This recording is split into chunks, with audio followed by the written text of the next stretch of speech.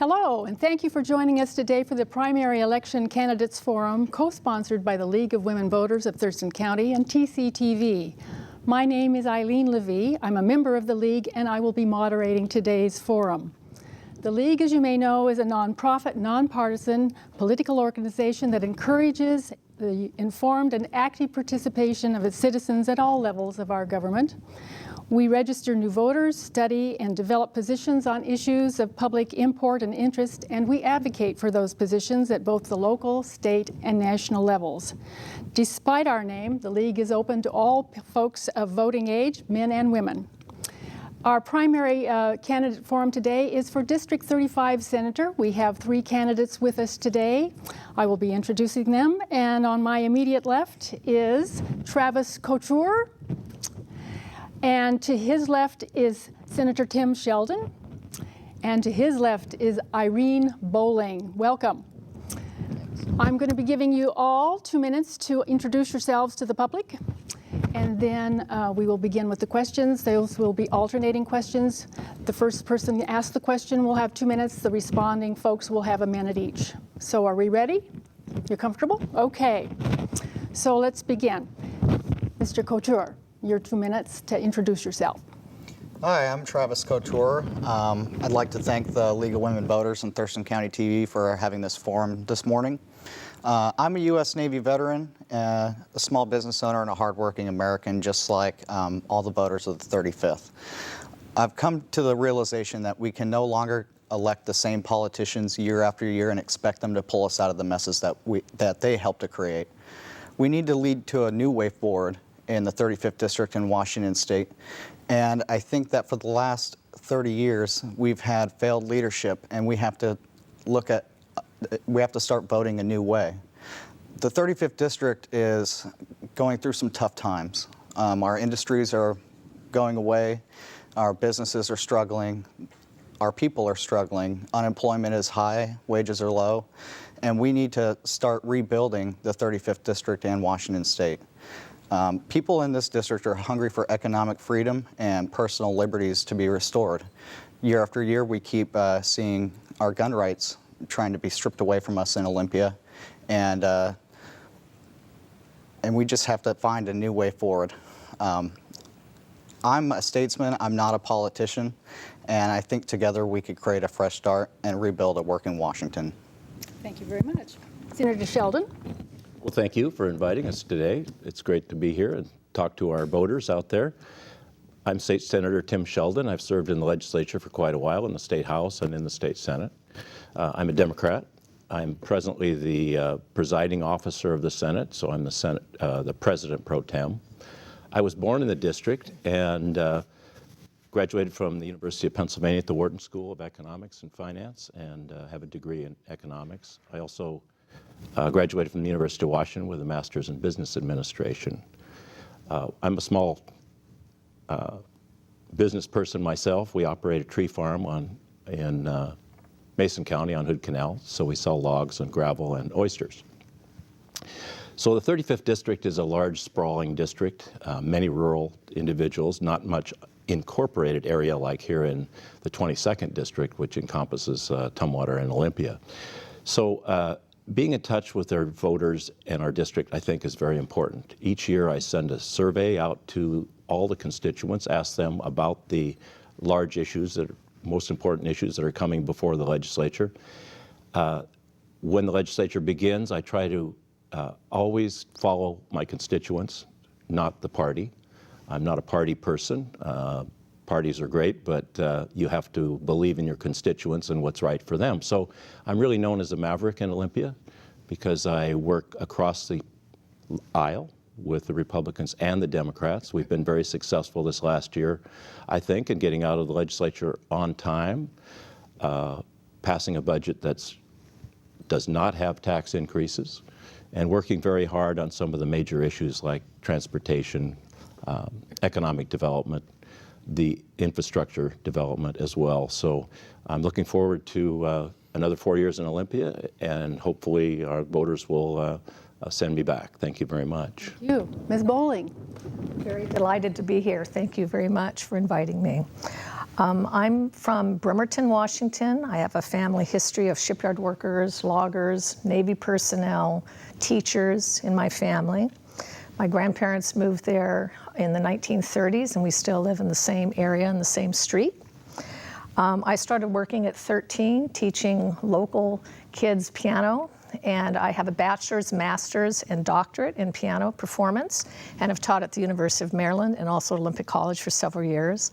I'm a small business owner. I've taught thousands of students in Kitsap County and related areas, and I even have students as far away as Seattle that have come and studied with me. I'm married for 35 years. I have 3 children that are getting into college age, so I'm very concerned about the price of tuition for higher education. And I live near my parents. My dad's a World War II vet. He's 93. He lives right across the road from me, and my mother, who's 88. The reason I'm running is I believe that we have tremendous potential in the 35th LD, and I don't think that the potential has certainly come to fruition.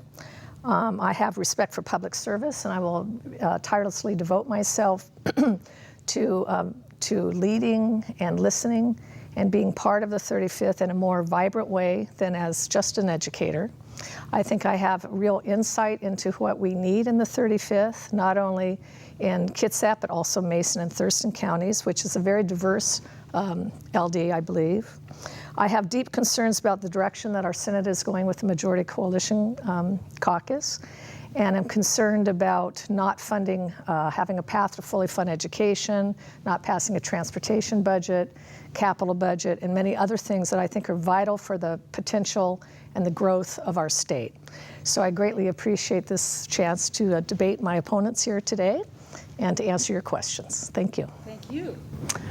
Okay, deep breath. Are we ready for some questions? Okay, I'm going to start with you again. Mr. Couture, what is your position for funding the state's transportation plan? What is my position for funding the state's transportation plan? I think that what we've been seeing in the past couple of years is just, first of all, the DOT is absolutely broken in my opinion. We have bridges, pontoons that don't float. We have ferries that list to one side. We have a billion-dollar tunnel boring machine that gets stuck on pipes.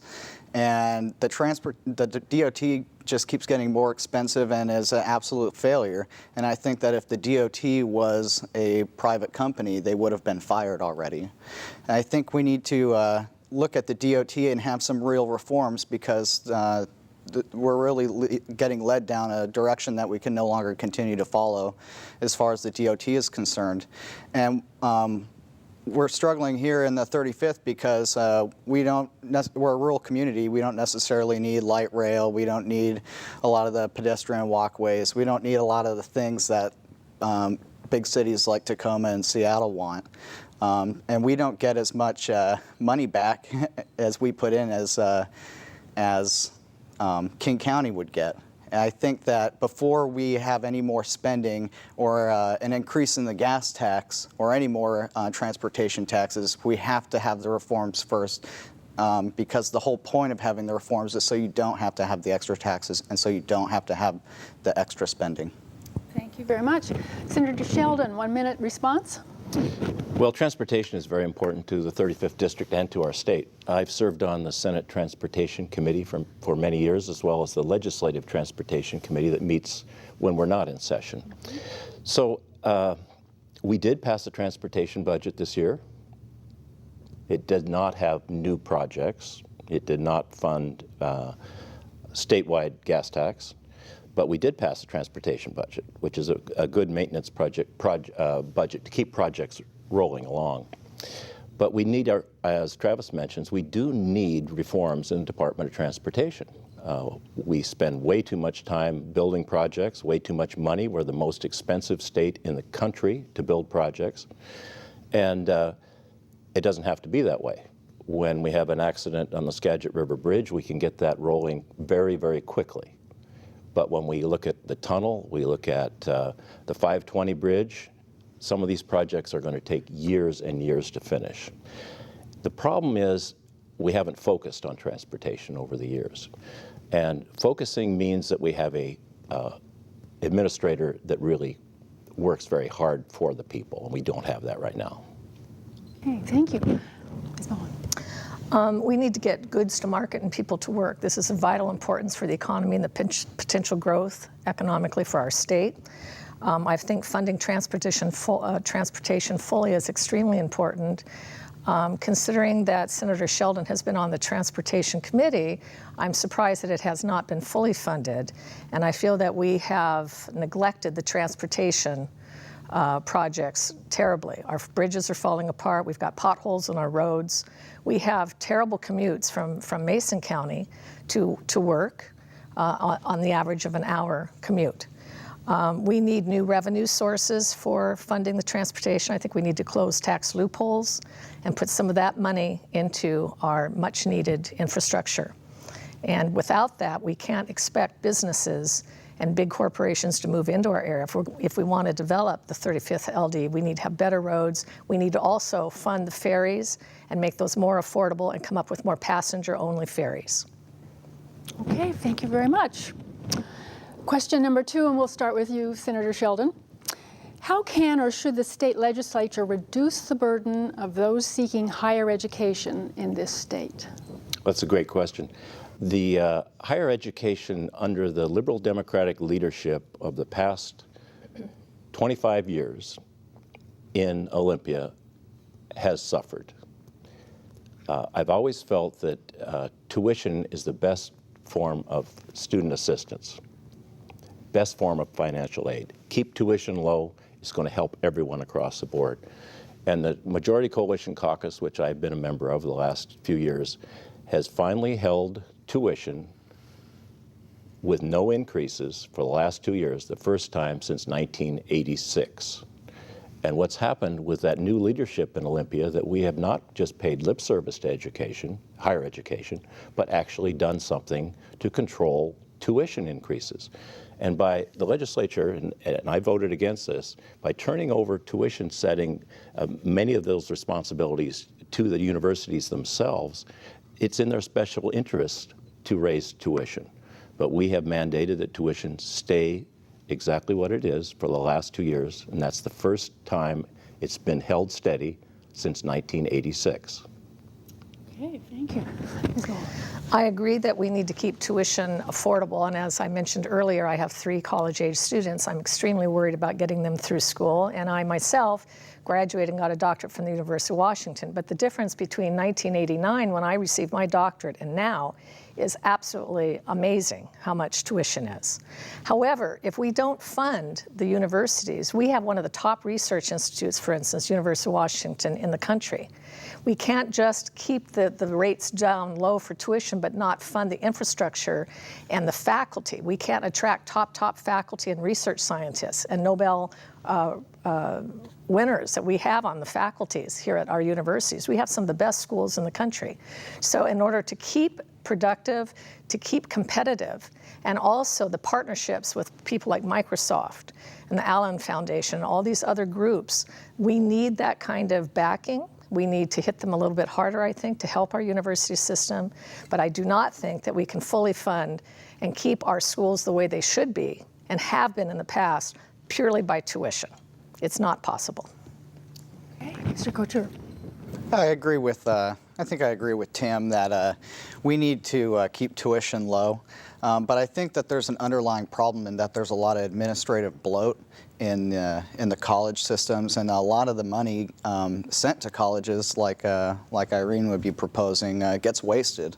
And this is not just higher education. This is education across the board. A lot of money gets wasted, and it makes the price of tuition creep up and up and up. We have to be smart and think outside the box and think of different ways that we could try to make college itself cheaper, and that would help lower the tuition price. And I think that freezing tuition is a good thing, like my opponent has done, but for how long?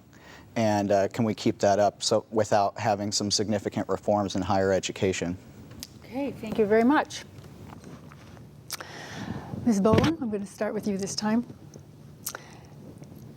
What will you work to do to enhance the atmosphere of cooperation and compromise and goodwill between and amongst your fellow legislators? That's a very important question. We're seeing an example of bipartisanship that is really kind of amazing here. The Majority Coalition Caucus, I think, has basically turned the Senate over to a Republican-controlled House. I don't consider having one senator left in the MCC as bipartisanship or cooperation. It's basically a Republican-controlled Senate. So my goal, and the goal of many Democrats throughout the state that are running, is to change that, to have more of a dialogue between the two groups.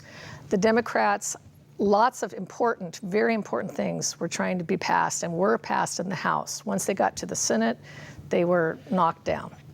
That, to me, is not cooperation. That's not listening to innovative ideas and things that we really, really need here in this state. So I'm very opposed to the Majority Coalition Caucus, with all due respect to our senator here. And that's the main reason that I'm running. Thank you. Mr. Couture, 1 minute for you. Yeah, I think that the best bipartisanship comes from finding common ground between where you can agree. I might not agree with everything Tim or Irene says, but I think that if you get together with both Democrats and Republicans, there's different swaths of these kind of people, and you could find common ground with people that you really wouldn't agree with before. As a citizen, I was active in Olympia the last 3 years, and I worked with legislators both from the left and the right to help push and craft and pass bills like industrial hemp by legalizing industrial hemp and regulating the use of spy drones in Washington. And I worked with a team of legislators that passed the most bipartisan set of bills in the House in Washington State in the longest time. So I think that there is room to work with each other. We got to find common ground and just be civil with each other. And a lot of the time in Olympia, what you see is the Olympia insiders and some of the career politicians, they get together and they are election posturing year after year. And I think that if you get down and try to help the people, then there's a lot more bipartisan work in there. Okay, thank you. Back to you again for 2 minutes, Mr. Couture. You ready? Do you want me to give you a pass? I'm ready. Okay. Do I get to answer that question? Should Tim? I'm so sorry. I apologize. No, you do not. No, please go ahead. I think I've brought bipartisanship to the Washington State Legislature. I've worked very hard. My party, the Democratic Party, has ostracized me, X'd me out. They don't want me in the party. But in Washington State, they can't do that. You self-identify. And I'm very much a Democrat. I've run for the legislature 9 times and been elected 9 times as a Democrat. But watching what's been happening with the Democratic control, I worked to form a coalition caucus with Republicans and Democrats. And with that coalition, we passed a budget 44-4. We passed the last supplemental budget 48-1. So those numbers prove that you can have bipartisanship in Olympia. And this fantasy that the Majority Coalition Caucus is obstructionist is absolutely a fantasy. When you pass budgets with those numbers, that's unheard of in the Senate. People came together because the coalition allowed other members, other party members, to also co-chair committees and work together. So it's been a bipartisan legislature. What you hear lately is just politics. Okay, thank you. And thank you for keeping me honest. Sure. I appreciate it. Now I'm going to get you. Okay, Mr. Couture, 2 minutes for you on this question. Can the state fund basic education within current revenues without impacting the service budgets of other state agencies? And then I have a second point to that, but we'll get to that later because it's kind of long. I don't think that we can. And I think that what the McCleary decision is asking for, you're either going to have to cut spending or raise taxes. And I'm more towards the cut spending side because I think in a fragile economy like we have in Washington State, raising taxes is disastrous. I think it inhibits economic growth, it inhibits innovation, and we can't continue to do that. And we need education reform as well, because part of the reason we need more education money is because the system is broken and we have a basic monopoly in Washington State with public education. And in 2012, voters asked for charter schools. And the voters, especially in the 35th district, are ready for school choice. And if the public education system is so burdened, then maybe we need to look at alternatives to take the burden off of them. The problems were created by the legislature. There's so many unfunded mandates and there's so much administrative bloat. Most of the money comes towards the administration part of the schools, and it doesn't actually end up in teachers' pockets. Teachers haven't got a COLA raise, which is, if you respect the will of the people, you would allow the COLA raises, which they haven't in the last few years because this was voter passed. And I think that you can't just throw 20 bucks on the lawn and expect it to mow the grass. You can't throw more money at a system and expect it to get better. You have to have reform in education, and I don't see us fully funding education unless we raise taxes or cut spending and cut essential programs, which may hurt some people. But this was the Supreme Court's decision, not anyone on the legislature. And I think that raising taxes would be disastrous. Senator Sheldon. Well, thank you. This is a big issue for the legislature, obviously, and the courts. And I think there's some serious issues of separation of powers and who will control the legislature. I think the people control the legislature, not the court system. And there has to be something worked out. But given that in the last legislative session, biennium, the Majority Coalition Caucus worked with the House Democrats, who were in control, and added over $1 billion more to education. Now, if you take a look back over 30 years, what has happened to education is it's been totally unfunded. If you take the percentage of what has been spent on education versus the total budget, the percent spent on education has continued to decline every year. 2 years ago, the Majority Coalition reversed that trend and started to actually spend more on education than our budget has increased. So we didn't get into this fix overnight, and we're not going to get out overnight, but we can devote at least 2/3 of all our new revenue to education, and that will satisfy the McCleary decision. Okay. Well, I very much disagree. $1 billion is a drop in the bucket. We have $3.5 billion more left before 2018. Teachers haven't had a pay raise in 6 years. I'm a teacher, I'm an educator. The teachers are the Marine Corps of our society. They are the people that know exactly what's going on and the social ills. And also being a teacher, you also see if you gut social services and free lunches and other things for a lot of these kids that we teach, or this homeless situation, the kids living out in the woods. And in fact, Shelton School District is one of the highest proportion of homeless children in the whole state. So as a teacher and as a mother and as a concerned citizen, I think we absolutely have to put money behind our schools, but not just behind our schools, everything else that supports the schools, which includes a lot of social services. So we do not have enough revenue, in my opinion, to cover this. And if we just put all of our money towards the McCleary decision and gut all these other programs, we're going to be in big trouble here. And what is the best thing that we can do to promote success for all of our citizens in this state? It's by educating them, by giving every child, every teenager, every college student a chance to succeed. Okay. To that point, from each of you, I'd like just a quick response to this. Hopefully we won't run out of time, because this is an incredibly important question. Do you, and I'll start with you, Ms. Bowen, do you favor raising revenue by ending tax exemptions? If no, why? If yes, which exemptions would you end?